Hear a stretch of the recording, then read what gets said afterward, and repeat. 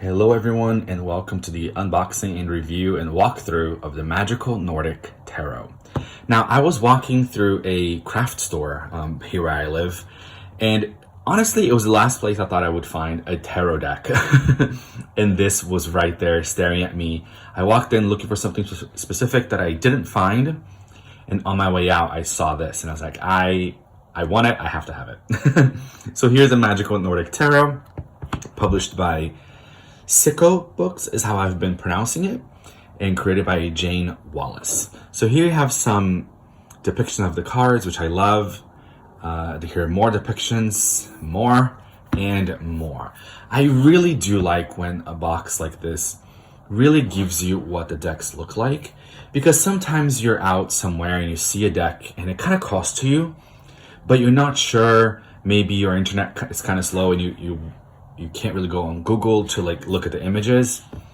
And of course these are like wrapped. So I like when the boxes do that. This box is fun. It opens up like this. It opens up like on the side, which I think is pretty cool. And here of course is the deck and the little guidebook. So let's pull these out. As you saw, they kind of stuck out a little bit so you can grab them. That was pretty cool. So we got the Magical Nordic Tarot. Here are the backs. I actually like the backs. They're not perfectly reversibles. That is not a deal breaker to me, but I know for some people it kind of is. So, and as you can see by my ring light, they are pretty glossy. Front and back are pretty glossy. But again, to me, it's not a deal breaker.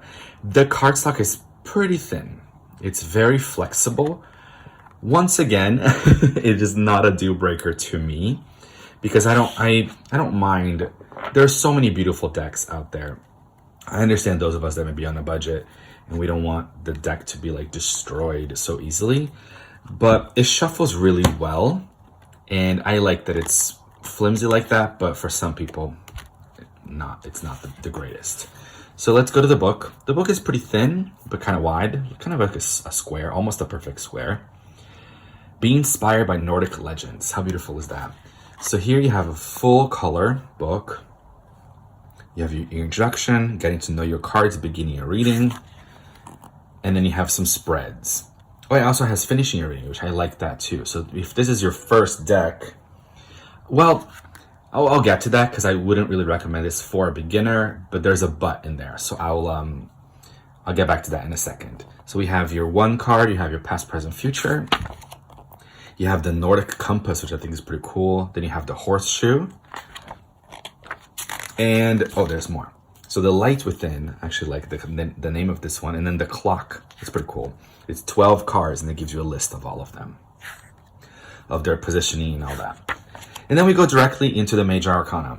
It explains a little bit, and then you get a full page pretty much of a paragraph of what it stands for in the Nordic tradition. You have keywords, a message, which is kind of like a mantra kind of thing. Then you have the meaning, the, let's say, traditional meaning of the full, away from like the Nordic theme. And then you have a little paragraph here. So it's pretty much like that for all of the majors. Let's go to the minors. So for the minors, you get a paragraph. You get about two cards a page, some keywords, and a paragraph of what it means. And it goes like that for all of them. All right, so that's your book. Okay, so let's get to the cards. They are a little bit bigger than a Rider-Waite-Smith deck. Let me actually grab that for you guys. So here I've got the original Rider-Waite-Smith.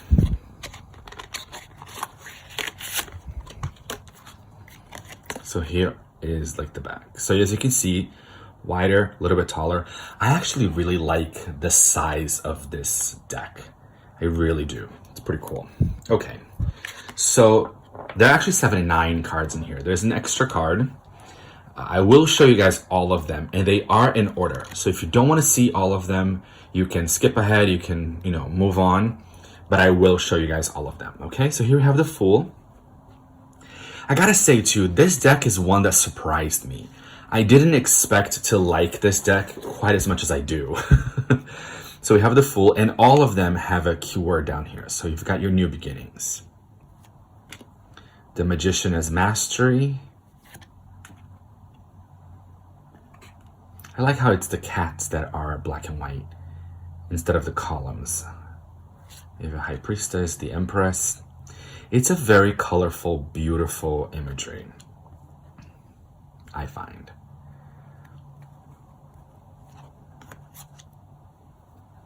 You have Hierophant. Now, the person that created this deck, they put a lot of thought into the major arcanas and the court cards, and you'll see why. I like that we have a bear here too. The Hermit, he's meditating, I love that.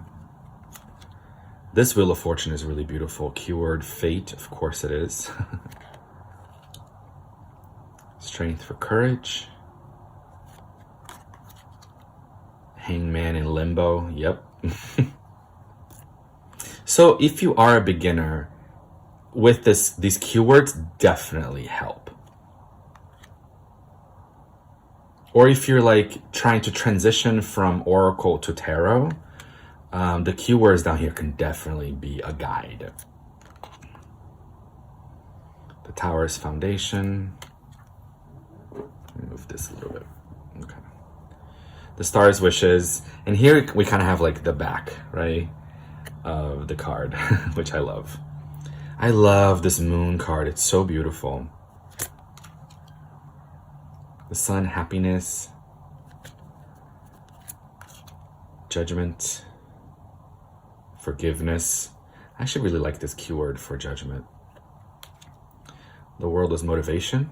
Interesting.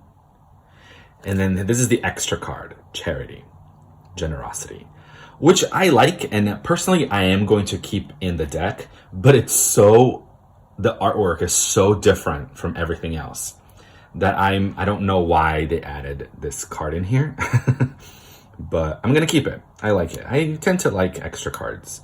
So here we have the Wands.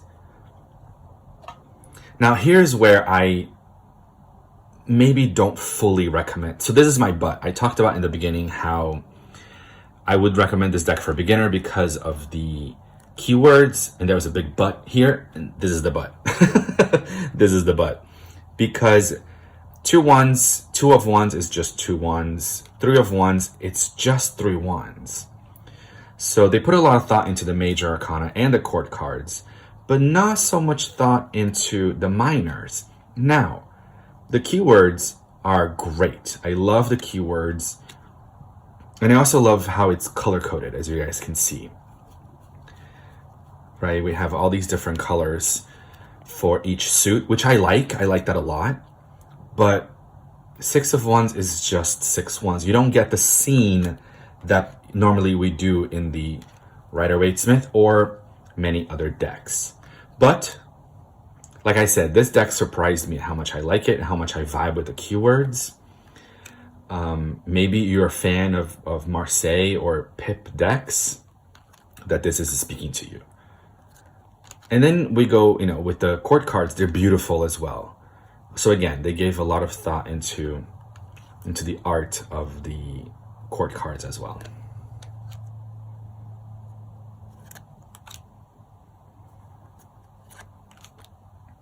So we have the Ace of Cups. And because of course it's the Nordic, the magical Nordic tarot, you have these Norse, this like Norse mandala. I know there's a name for it, I just don't know it.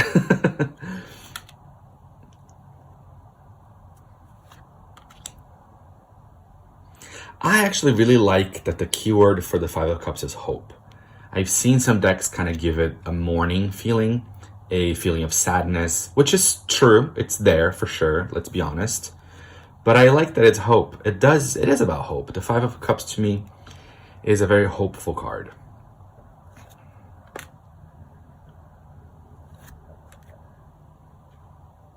Ten of Cups, joyfulness. The Page of Cups is playfulness. The Knight of Cups, yes, he's a dreamer, absolutely. Kindness and understanding. And then they had all of them had a little polar bear on the side. That was cute. I think that all the ones had a bunny. So that's cool. I also like when they use animals as like elementals. I appreciate that. So we have the swords, affairs of the heart. Yep.